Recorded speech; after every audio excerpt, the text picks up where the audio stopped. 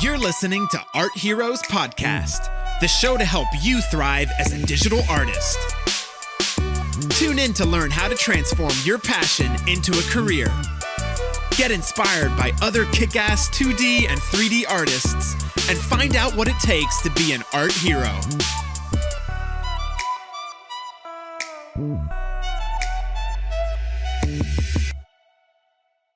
Welcome to the Art Heroes podcast, guys. My name is Maria JD. I'm your host, and Art Heroes is the podcast for digital artists and digital creators of all kinds. And I'm extremely excited to introduce you to our guest for today. Today we're talking to John Cormican. John had a successful 23-year career in film and TV, starting with being part of the design team creating the special makeup effects for Hellraiser in 1987, a cult indie horror film you probably remember, working on big budget films like Gladiator, winning an Emmy in 2002 for his prosthetic work in Jim Henson's Jack and the Beanstalk: The Real Story. And then in 2005, John started working at Madame Tussauds' legendary museum, where he sculpted some of his favorite portraits during this time: Snoop Dogg, Benedict Cumberbatch, and Rey from Star Wars. At times, John was sculpting over 6 portraits a year. This is insane. I'm really excited to learn from John, and I hope you guys are too by now. Please welcome John. John, we're now live. Thank you so much for coming to Art Heroes podcast. It's a real honor to have you here. Really appreciate your time and very welcome. Thank you. But Maria, I feel like the honor's mine. I've seen Art Heroes, and it's full of some of my heroes, and I've watched you. I think you're very skilled at what you do. So I feel that's mutual. There's a mutual honoring going on here. Okay, well, amazing. I don't even know where to start with because I have so many questions to you. But as we always do, let's just start with your story and what you now do and how you got there. I don't know if that's even possible to quickly bring to our audience, but let's start because you've got so many things to share.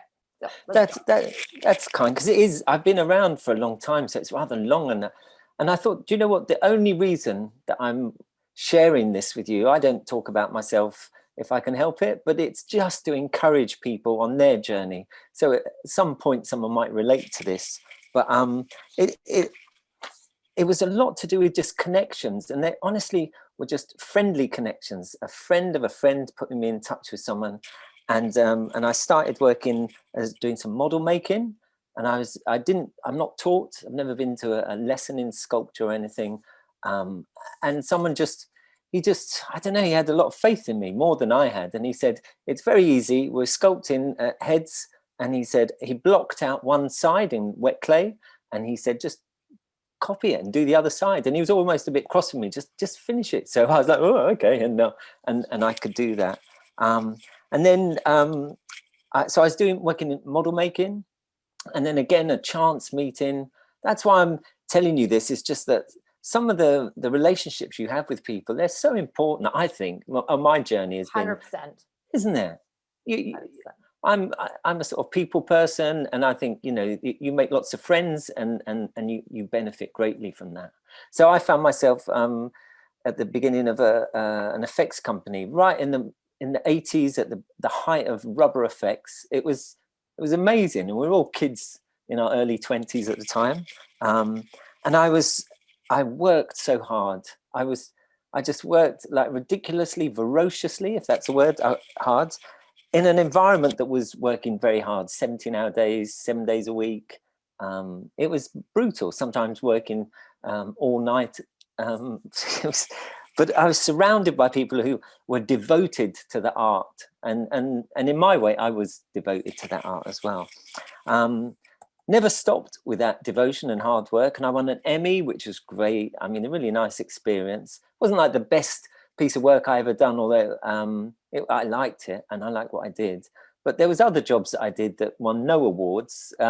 Winning an award is a great honor, but it's not always like the best thing. And then I did hard times and good times in that field. some real bitter defeats. I ended up feeling squeezed out of that industry. The most painful experience I think I've ever had was having doors that were once open to me closed.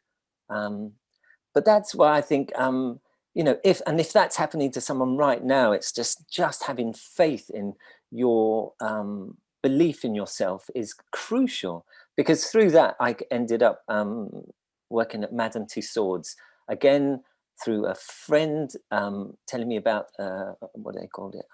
You would go and get interviewed, and I had my interview and I got into Madame Tussauds, and I was particularly enjoyed doing portrait sculpting. In the film business. In the film, I'd get a week to do something. In Tussauds, I knew in many years ago, they used to take like 6 months, 3 months. By the time I arrived, it's more, the business has taken over, and so you get 5 weeks. But I worked, so I relearned a little, because it was similar to what I used to do, but also a very different skill, much more precise. And so I worked hard, ferociously. And I remember one day, Saturday night, and I'm in the workshop in the olden days before health and safety, and it's 3 a.m. in the morning, and I'm just working on my own. I just absolutely obsessed and enjoying what I was doing, and I wanted the lighting to be turning off all the lights in this big studio that houses about 30 odd sculptors. Just, yeah, I guess that might sound a bit geeky to be so passionate about what I was doing, but that's how I am. I wanted to be the best. I think that's a big driver for me. I didn't enjoy the politics, and I didn't feel valued. So that's a thing which I thought would be quite happy to not talk about that. But I thought, if someone's working in an industry and not feeling valued, I really, really understand that. But I have a Buddhist practice, very strong Buddhist philosophy about creating value wherever I am, and always with the person in front of me. So I found myself devoting myself to trying to be the best person I could within the environment, and I got made redundant in the end. And at the time of the redundancy, I was determined to be either happy to stay and carry on, or happy to go, delighted to stay or delighted to go. And when I got made redundant, I was delighted, because I was going to, that was my decision, it was my decision to be delighted with whatever happened. And then I find myself here in this position where I've got no connections, I've got no no clue as to how to be a fine artist. But I'm back to my thing, working hard, ferociously, and just a lot of belief. So last night I was up till 3 a.m. Working on this project, because Zbrush, man alive, I've just had 2 days where I'm just like, I love it. I absolutely love it. But there's a lot of pain that goes with it. So, absolutely. So that's me. I've got very high standards, and I've surrounded myself with people who are really good and wanted to emulate them and be as good as that. I find this story fascinating. And as I told you, just 5 minutes before we started recording, you've got a very unique path that doesn't go, from traditional to digital, but goes kind of digital to traditional, and then to something that is still evolving. But I really wanted to ask you about something that was just right in the very beginning. What was it like, actually? Because most people that are listening to this have no idea what was the industry, like the TV and film industry back in the day. I think it's fascinating that you were there as a 20-year-old. So what was it like working in film and TV back in the day? Because you've got some really big shows behind your back. So I think you worked on Gladiator, right? Mm-hmm. And yeah. So what was your contribution like, and what was the the tools that you used? Because nowadays, yeah, it's like Zbrush and the very familiar to everybody pipeline. what did you use back in the day, and how was it made? So in the day when I was working, practically everything was in camera. So if you saw it, the chances are someone had made it, and everything was cleverly filmed around the fact that we couldn't do things. So we're working in clay. When I first arrived, we're working in wet clay and plaster molds, and I remember when fiberglass started becoming a big thing, and we're starting to do molds in this thinner material, not so nice to work with, and then the materials started off in foam rubber. Great, amazing stuff you could do with it, but it had its limitations. And then people were starting to, something that I never found interesting, that people who like to explore and use different chemicals. I always think there's always a place for someone and what interests them. So if stuff interests you, don't run away from it. It might be that it's just your ticket to get you where you want to go to. I'm just gone off track there with it, that some people liked exploring things, but what happened was we saw different materials, gelatin makeups coming in, and then silicone makeups. And that changed everything, because all of a sudden everything got the skill levels just got upped, because you could do such wonderful things with silicone appliances. And then running concurrently with that is what I called HD camera work. So I remember working on my first project, which had an HD cameraman, and they had an HD advisor who would talk to us, because it was new. And where everything in my world was all fake, and on film you couldn't see the lace in people's wigs and edges. The thing was where our piece ended and the skin starts, that was our edge, and that was the nightmare of trying to keep that alive in a business where they film long shots, all the people in a room, say, and then they go in zoom for the medium shots, 2 people talking, and then they go at the end of the day for the close-up. So if your person had prosthetic makeup on, at the end of the day, all your work, which has just been sweated off and is literally falling off, is when you're going to have your big screen moment. It was hard. Again, all the things I think that are hard, that almost bring you to tears, are the things that end up being can be your greatest benefit, because they really strengthen you. And if you can be strong in this world, I think you can weather whatever life throws at you. And so there we are, we're thrown high definition and silicone makeup, and I'm just starting to ease out of that business around that time. Is that sort of the level of interest about the things that I was doing? Yeah, no, absolutely. I mean, I was also following up on what you said. I was also curious because the pipelines were so different. So your position was make special makeup effects, right? Artist. Yeah. So what does this mean, and where does it fall in the whole pipeline of the creation? And how many hours does it involve, and where is this in terms of production?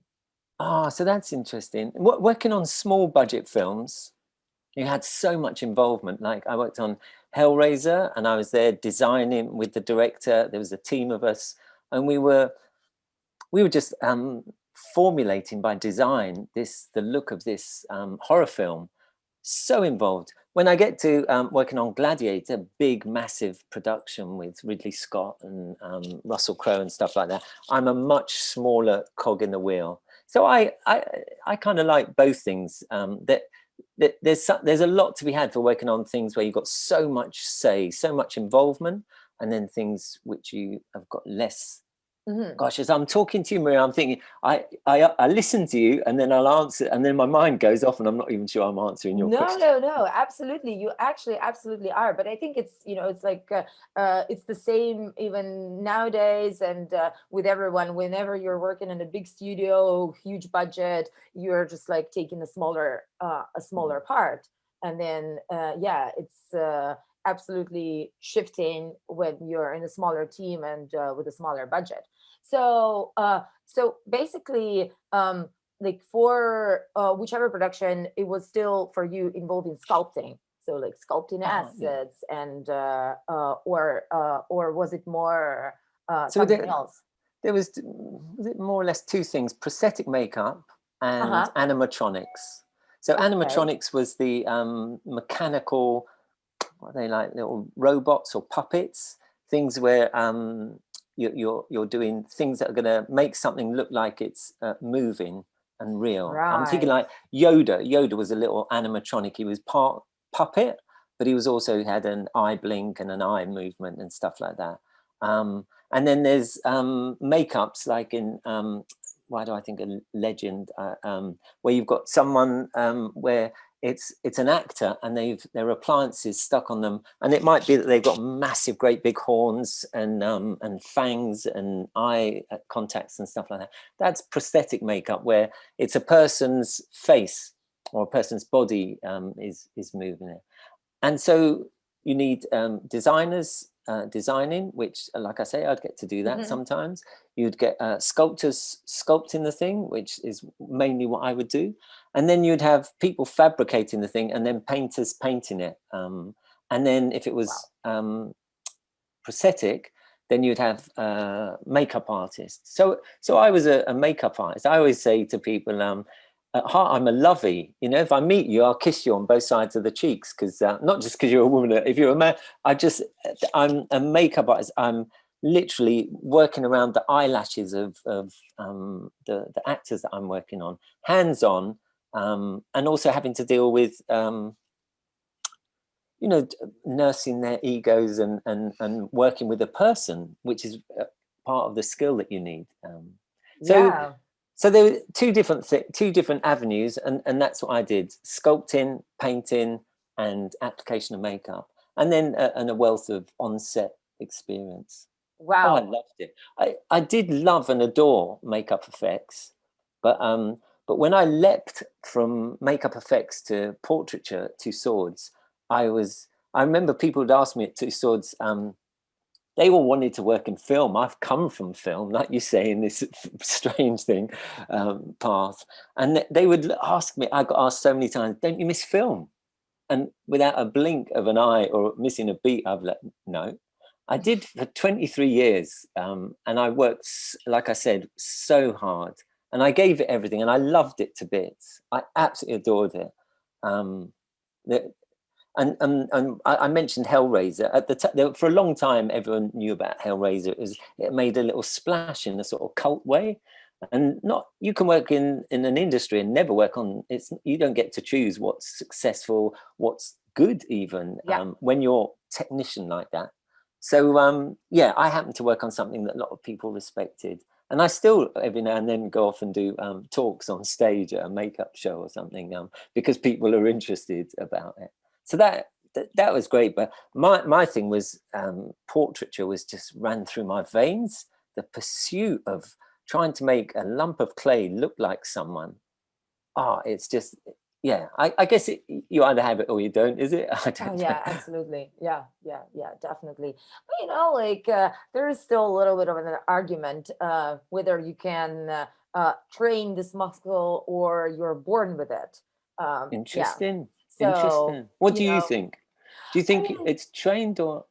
I think you definitely have to have a natural interest, or like really early on, you have to get like an influenced by someone who puts this seed in you, and then you just start exploring. And I think you have to really dig it out if you have it. So kind of that's my perspective, but I don't really know if it's trained from zero. That's a huge discussion, right? Whether like to what level our genetics are influencing what are we. I liked your I think you hit the nail on the head by that. It's first you need an interest. If you're not interested, then but if you're interested, then I think I don't know. I think I could take someone from zero and help them improve. But then, is it naff of me to say? I think it's not that it's easy. It's incredibly hard. It's almost impossible. But there, I don't know. Part of me thinks on one hand it is easy. You have to just be stubborn and not stop until it looks like them. I mean, at the end of the day, there's the thing. And if you can correct mistakes, that's why I'm loving Zbrush so much. If you can, that it's easier than in clay. Yeah. In actual clay. I mean, like blocks. That was something which I found at Tussauds, seen one of the greatest sculptors I at Tussauds, this guy Louis Wiltshire. He was like one of the best sculptors, and he could literally have a face that was all but finished, and if he felt like it needed to be just a fraction longer or just change, he would get wire cutters. So it's just the length of wire, and then cheese wire off a chunk of the face. Everyone in the workshop is like, and then he'd pick it up and put it where he wanted it, and then because he knew he could just re-sculpt anything, and like say eyes, everything in the portraiture has a lot to do with eyes, isn't it? So if an eye is set too far back or forward, you only kind of find that out right towards the end. And so as a sculptor, you're either, if you're in the pursuit of excellence, you're not going to, once you've realized those eyes or one eye is just not set right, then it's got to change. So it's quite painful to cut, literally, because it's like with a knife, it's quite brutal, and you can take an eye out and then reposition it to where you think, that's it, and then just make it good. And you sculpted it once, you can sculpt it again. I think it's a little lesson in life, is like not to shy away from something just because it's like, that's the worst thing in the world, is actually, well, I did it once, I can do it again. Wow, I think that's actually a great tip, and it's so true about the eyes and the and the portraits, because that's actually the thing that makes it more believable and more, I would say, looking like the person, because that's where our attention goes, right, to the eyes. So actually that's what I wanted to go a little bit deeper in, talking about just your experience with Madame Tussauds and with portraits and sculpting all these people, because Madame Tussauds standards are pretty high. I mean, it's known for the standards for being able to recreate this believable humans. So what do you think is the thing that makes a person or like a sculpt looking like, and what's the essential like steps of the process to make sure that you're not lying to yourself as a sculptor? Interesting. How would you even approach it? Like, how would you get references? Like, again, like now we've got like all the scan data and 360s. I don't know if that was the case, that this was available to you before. I mean, not scan data probably, but at least like 360 pictures or something. Well, interesting. When I first started there was they'd scanned. The two guys from your UK listeners will know this. Is it Little Britain? Matt Lucas and David Whallam. And that's when I first arrived there, and they were there. They'd been scanned, and they used that technology as reference, but we were doing it the old style. So it was and when I say old style, it had been invented in this one guy who was there in his lifetime. He formulated. So there's a formula for Madame Tussauds. So it's not like you're working it out each time. And it's basically front on photograph blown up to what we call life size. So the distance between the pupils is the same as the actual person. And then a profile shot, and then matching those two up. And then from that, you get a profile that's correct, and then front on that's correct. And then it's working with other photographs to work out what's happening using photographs looking up and down crucial. It's a formula. So in a way, they've done it because it's a big business, big corporate business. Sure. They've done it so that theoretically you could get pulled off a portrait and someone else could just step back in and carry on with your work. How cool. Well, it's cruel. It's cruel if you're as an artist, because you're like, you get very possessive. It's like, no, but Yeah, but so like all the portraits were taken specifically for Madame Tussauds, so it's not like taking random references. It's actually like specifically created for. Yeah, so that there's two types of portraits at Tussauds. There's what we'd call a sit-in. That meant we met the person and we took hundreds of photographs and hundreds of measurements. So these are, and you can see this all online, I'm sure, on YouTube and stuff like that. You can see dots on their faces and measurements taken from all these dots, and then you're just making sure you're doing the same thing. I'm dying to tell you about how there's, for the portrait artists out here, is that when it comes to photographs, when you see someone and you see what I'd call a silhouette, an outline, that's really real. If you're trying to work out what's happening on the inside of my eye, that's conjecture, because you don't really know. But that line of my forehead is so true that that you end up, the photographs that really interest you are not the ones that are looking straight on, but all the ones that are off at different angles. Because then if you're like looking at 3/4 from the back, that's going to tell you what's happening here more than trying to work it out. Does that make sense? Yeah, absolutely. Absolutely. Yeah.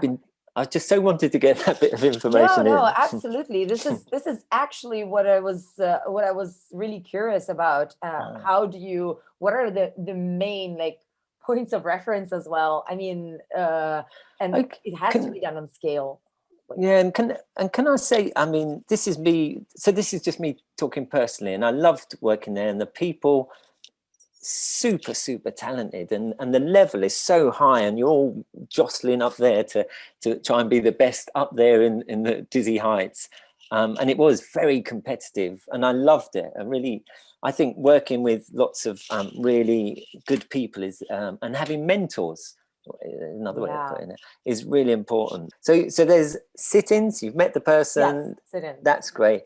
And then there's if they're either dead or not interested. Yeah, like, I don't know, Adolf Hitler, Vladimir Putin. Then it's called what we call a reference portrait. And then you're using just the old scale. They're both really hard, because if you've got all the information, and the other thing that's super important about Tussauds is everything's critiqued. Another reason why to make great connections with people, because when you've got a friendly connection with a very good artist, you can ask them, what do you see? Because they'll see things that you have got blind to, or there's a favorite bit of your sculpt, you don't want to change it. It took you ages to get to that, but buggered if I'm going to change that. And then someone else's eye, and it's called and it's a massive part of the Tussauds process. Everything looks so good because everything's critiqued, and the best people are critiqued by other people who are the best. Again, that was really important that I said that. But I'm talking about the two different things. Oh yeah, so they're both very hard disciplines, and in their own way, but doing reference is, you've got a little bit of freedom. So sculpture, oh man, I used to love that. Okay. And then there's doing sort of portraits of people who've got like no interest, and then people who've got a lot of interest. And the bit that I wanted to say, and it's not everyone's bag, not everyone's cup of tea at Tussauds, is if I'm doing someone, if they write books, I want to read one of their books. If they're a pop star, I want to listen to their songs. I had this thing, and it's built in me, is, this pursuit of perfection is, I want the person's mother to cry when they see this portrait, is how I used to run. Oh my God, that makes my, that definitely caused some goosebumps here. You're a mum, right? Oh yeah, of course. So I say it with all the love of a parent. I adore my daughter, and but yeah, I even did a sculpt of my daughter, and she wasn't that impressed. She was 4 years old, and when she saw it, it was 3/4 scale, and she's reaching up to an atomic nuclear weapon in a sort of moment of innocence that I'm hoping the audience is going to be horrified at. And so I'm doing this very serious piece of art in my mind, and she looks at it, and the model of her, which is 3/4 scale, slightly smaller than her, had purple Jello shoes on, and the only thing she ever said about my sculpture was, "Purple yellow shoes, Daddy." She was 4, and she's like, "Purple yellow shoes, Daddy," and I'm like, "Yeah, but what do you think of the sculpt of you, hon?" And she's like, "Sculpt." She was so cross with me. I haven't got those shoes. Of course, yeah. It's not photorealistic, Daddy. Sorry, I got off on one, but No, that's perfect. I think we're perfectly on track. That's good. So where do you think, working for a company like Tussauds, where do you think you got most, I'd say, artistic freedom, or kind of what type of projects you most enjoyed working on? Because obviously there is the speed and deadlines, and you still have to deliver. Although, yeah, you want to deliver your best. I understand that it's your best within the time frames. So, what were the projects that you really like most enjoyed working on, or was there something where you can actually see yourself as an artist? I mean, for me, that's a bit easy to answer. Just some people are very hard to sculpt, and some people are very easy. They've got a few features, and it's easy to hang your hat on and go, "Oh, it looks like them." So I'm thinking of my favorite portraits in reverse order. I've got B.B. King. So he's a black aged man, a sculptor's dream. And so I was going to say a pig in anyway, I was just very, very happy sculpting that man's face. And I'm not a great fan of that type of music, but I listened to him, watch his videos. The man was beautiful, absolute. It's great doing that sort of work, because the people you do, quite often they're quite spectacular in some way or other. So it's very easy to latch on to, oh my God, this person, I just love them. I love them to bits. And I ended up specializing in Asian people. So that was something that I'm really proud of, is just because that's taking you into a different, I don't even know the correct term for it, but a different type of facial structure that's not yours. It's completely different to yours. So as a white man doing black people and Asian people, it's like, I would, because as a white person, you might look at an Asian eye structure and think, yeah, I've got that. But it's like, I used to think, yeah, but if I had, from a baby, had looked at Asian eyelids all of my life, and then along comes someone and tries to sculpt one and he doesn't know exactly, then I'd be shown for being not very good. So to me, I love that challenge of doing Asian people. But anyway, I'm saying my favorite was the black man smiling, beautiful man, beautiful spirit. I just so enjoyed that. Another one was Rey from Star Wars. And I put my hands up and say, one part of it is because she's so damned attractive. Part of it was that I was working, getting something that had some prestige in my world. Because quite often with the politics and stuff, I could end up doing people that you'd never heard of. And it's fine and it's great, but it wears you down a little bit when you're getting passed over. And I've got my own reasons, I think, for why I would be passed over a lot. It's tough, and if someone's working in a business feeling like they're being passed over, one of the things I thought was that John, you won an Emmy, you've shone, allow other people their chance to shine, and try and be magnanimous in the fact that you're not getting the work that you wanted to. But when I got Rey, I was like, it's got to be good. And they're difficult. You beautiful women, you're not easy to do. Just a tiny little thing off, and it's like, it's not there. A bloke with all his things that, like I say, you can hang your hat on. It's kind of a lot easier. With a woman and a young woman, it's really challenging. So I loved that. That was great, and I thought I did something quite good that I was proud of.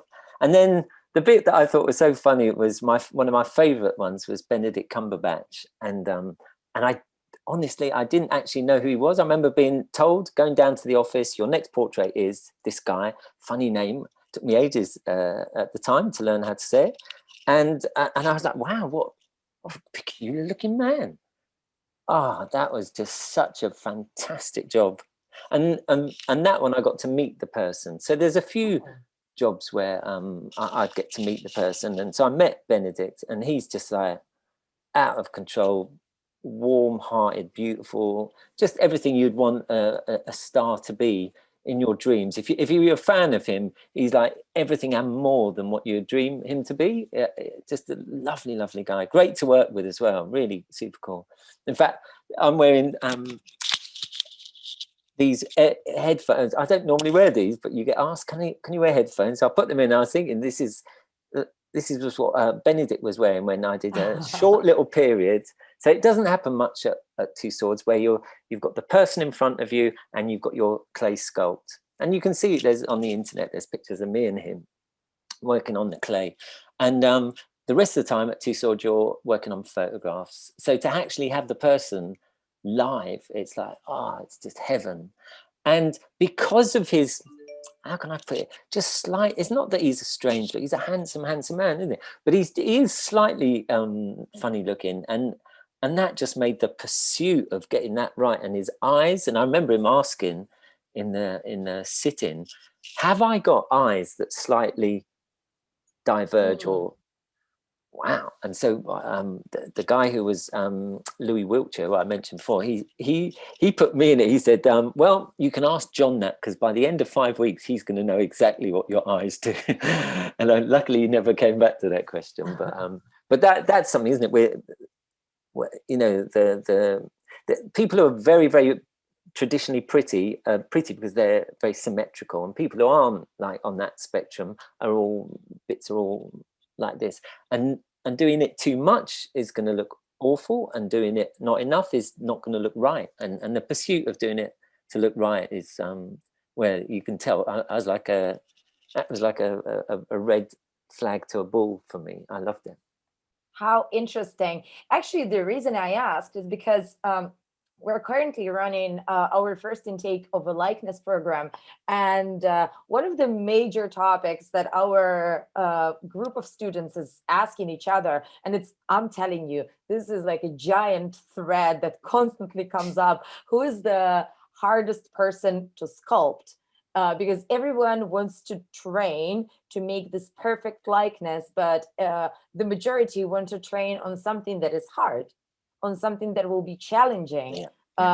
So I think actually the discussion almost matched with what you're saying, except you're giving a lot more detail about like why. But I think our kids decided that the hardest are white females, and then there is a little bit of deviation, whether that should be a mature female or young female. so something like that. So what would you say would be the most challenging like portrait for you to sculpt now? That would be still young white female, like ideally symmetrical. yeah I wouldn't be too happy with that. That wouldn't interest me quite so much. Why is that? I don't know. Yeah, I mean, like it probably would be, I don't know, just too easy. Maybe. No, definitely not easy. Definitely not easy. But I don't know. If you were to ask me, you know, who would you like to sculpt? I've got two people in mind, and they're both young women, pretty young white girls. But so I don't know if you know Sophie Scholl, who was you do. So I've got a burning desire to do a portrait of her, and with very little reference, which is like super hard. I mean, it's like lots of reference. I mean, like you don't have to answer, but I still have to ask why. Why Sophie? Yeah. Is it like just visual, or is it about the backstory? No, it's completely about the backstory. Yeah. Just because she was young. I think the youth of the future, aren't they? I mean, so celebrating young people, which drives me to come and talk with you. I don't enjoy it, although I might sound very easily to talk about myself. It's not hard to talk about yourself and what you do. but the thing that drives it is this wanting to encourage and support and help young people. And there was a young girl who took on fascism, isn't it, in its purest sense. And through the written word, she fought and you know, non-violence fight. It's just everything. And I'm fiercely European, so she's just holds everything that I hold kind of quite dear. And she, the Nazis cut her head off. I mean, it's brutal. And I'm like, I want to do everything I can to right that wrong. I did a you know, contentious sculpture of George Floyd, rightly or wrongly. I just felt like I'm venturing into the world of fine artists, and I've got a voice, and I want to use it. I actually I wanted to explore this more because to me the social mission of art, whether that will be like traditional or digital art, is, I think it's a very strong like notion. In terms of digital art, I don't think it's explored enough. So how do you see it for yourself? And, you know, kind of in 21st century, when there is like so much noise already on the internet, and just like, you know, like a lot of shiny objects. So how do you see like the social mission of art, and whether there is one? What should artists do, if there is something that artists should do, or what can artists do to express their voice or their, I don't know, concerns, or just like, you know, their threats? So what's your take on this whole thing? So I'm just thinking, you know, I think I told you, I'm just turned 60. I'm just starting again in a new career as an artist. And that is like, it's what can an artist that's what an artist should do, is find their voice and use it. And me, people are going to have their different things that interest them. What interests me is trying to change the world and how it's working in a small way culturally. So I want to do things that address issues that I find like really important. So like Sophie Scholl, like George Floyd, like the other person I wanted to mention was Audrey Hepburn. Oh yeah. Just because I've seen some great people do Audrey. For some reason that woman got under my skin when I was a young lad, and the work that she did when she was a mature woman, I'm just like but in terms of artists and what I don't know, it's just really important to me that I express myself. I've got a wealth of experience, and I've got a voice that I want to use. Can I possibly make a living out of doing it? I have no idea, but I'm determined to try. And what better thing to do than, you know, I've done all that commercial work and worked for the man, as they say, for so long, and I worked so hard. I gave it everything, and now I'm like, do you know what? It's my time. It's my time to try and say what I want to say, and not have anyone tell me, can you do this and can you move that just that little bit that way and stuff like that, which is all great stuff. Because now I think when someone's doing something that you don't like, if you can endure it, then it might be that will become a little tool that you can use later on in your life in your way that you want to use. How amazing. I mean, I really love how you said that you're restarting your career like right now for the third time. And I mean, from an external perspective, I wouldn't say that it necessarily looks like you're restarting, because you're still in the same field. I mean, but I've been working in art all the time. But I'm like learning Zbrush. What blimey! I look at the people. Just recently, you guys posted this woman, her first sculpt. Oh yeah. I'm looking at that and thinking, that is fantastic. I'm coming in from a slightly different angle, but I've got a guy who lives in Brazil, who's like my teacher. And so once a week, he helps it. I need it badly because it's complicated. It's like learning a language. Maria, you speak 3, is it? You told me just... Yeah, on a daily basis, yes. But you see, for someone who just speaks one language, that is, I can't comprehend how just... if you heard, I once had an Italian girlfriend, and for a little time, my world went, and I've got some very good friends, and they let you in like family, Italian people. And so my world went Italian. I loved it. And they're still to this day, very, very close friends.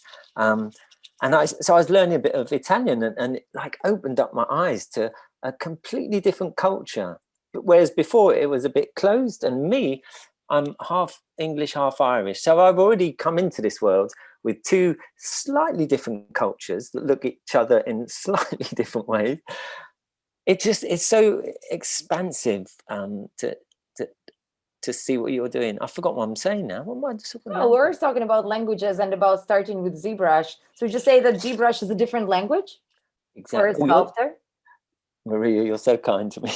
That's exactly it's just like learning a language, isn't it? And so there's a basis, and then from that I can add on things, and then after a while that basis becomes, I know that, and then I'm up a level, and it's climbing up a ladder.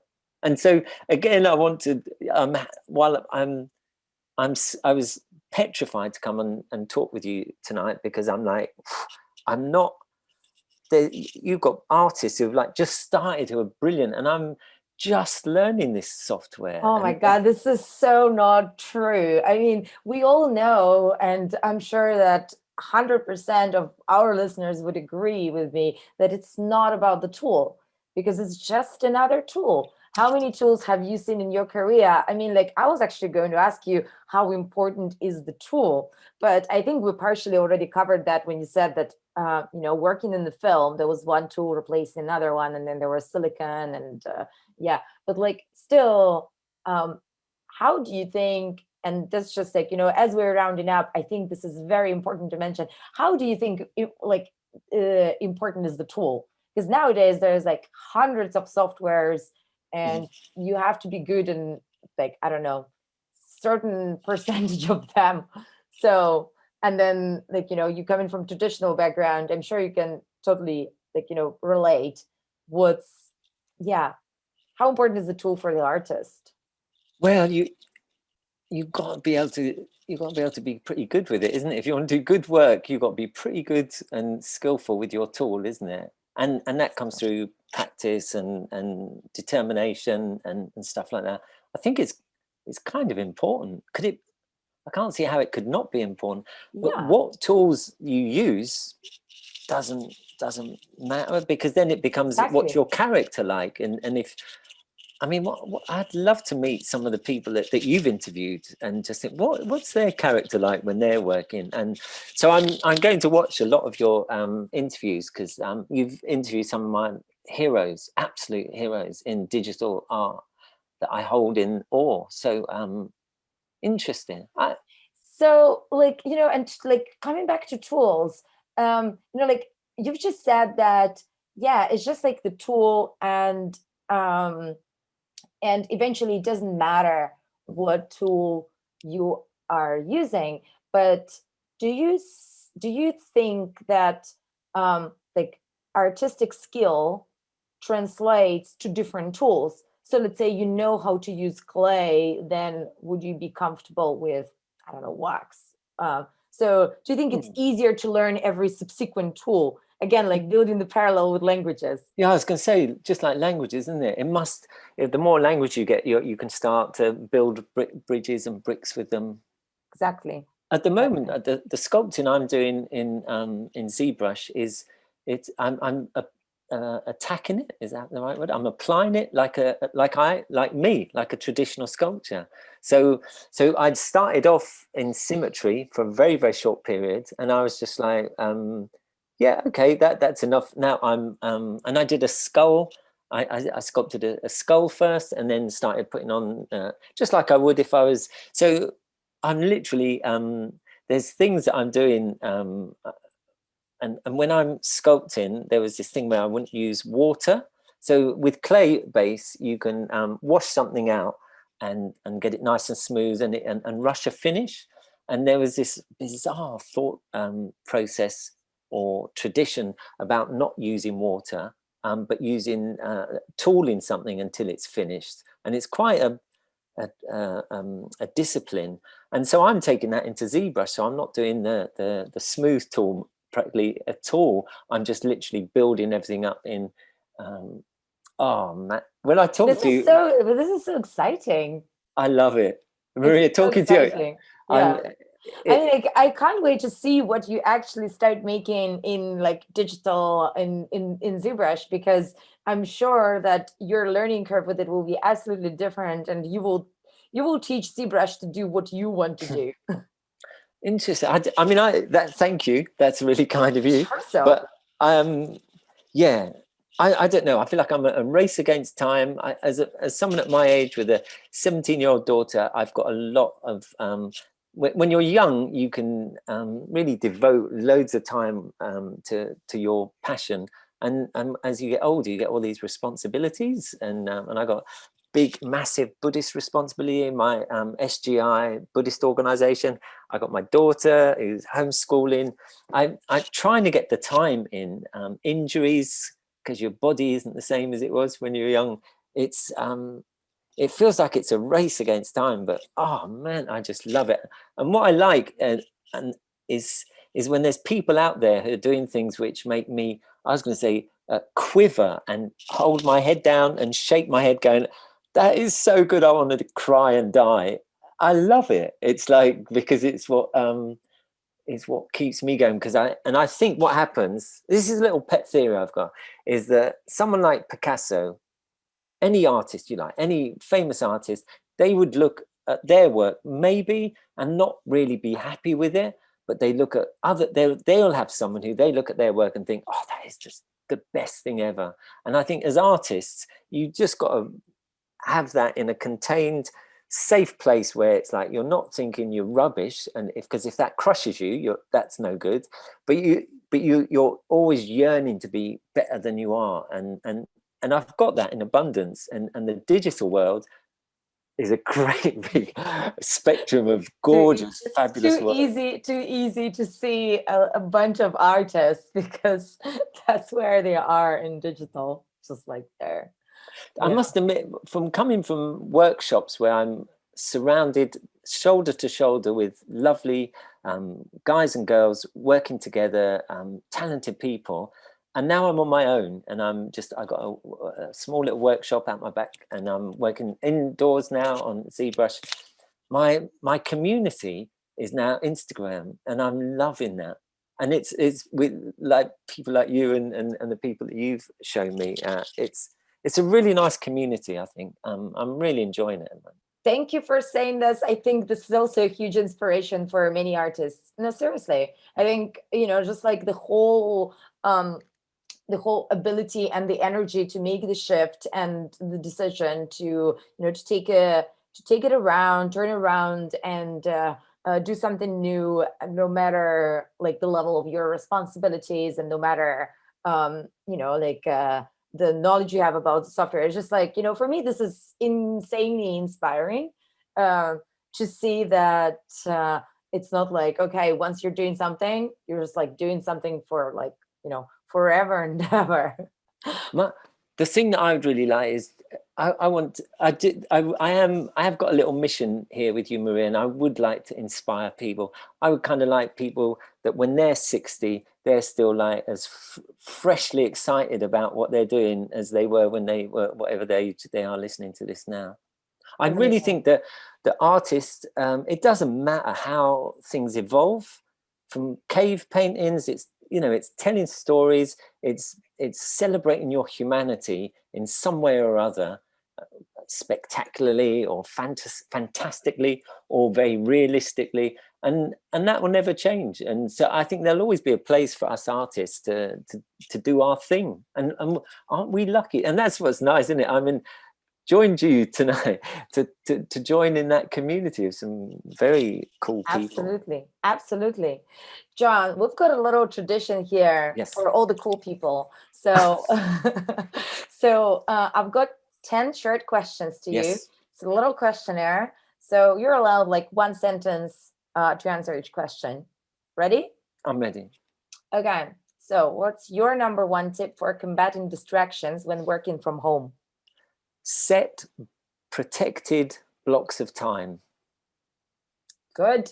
What's your favorite tradition or holiday? So, awesome vegan chef. Amazing. What's your favorite way to get in some exercise?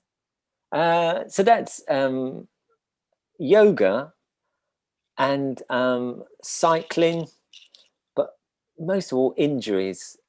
Having to deal with injuries, they require exercise and stretching and stuff like that. So being injured is actually one of the best things that keeps me on keeping fit and what have you. Okay. What's your most used emoji? Hands pressed together in prayer. What's your source of inspiration? So I'm going to say Daisaku Ikeda. He's my Buddhist mentor. It's the biggest central part of my life. Oh, I'm trying to keep to a sentence. That's great. What's the best piece of advice you've ever been given? Never give up. Never be defeated. Awesome. How do you celebrate little victories? To be honest, I move on. I maybe a finger snap, but amazing. I move on. Amazing. If you could see one movie again for the first time, which one would that be? So this is difficult. Is it Amelie or is it Leon?